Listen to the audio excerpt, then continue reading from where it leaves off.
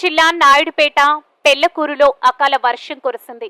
ఈదురు గాలులతో కూడిన వర్షం కురవడంతో ప్రజలు భయభ్రాంతులకు గురయ్యారు. ఉదయం నుండి ఎండ తీవ్రంగా ఉండటం, సాయంత్రంకు అంతా ఒక్కసారిగా ఆకాశం మేఘావృతమై అకాల వర్షం పడడంతో ప్రజలకు ఉపశమనం కలిగినట్లయింది. రైతులు హర్షం వ్యక్తం చేస్తున్నారు.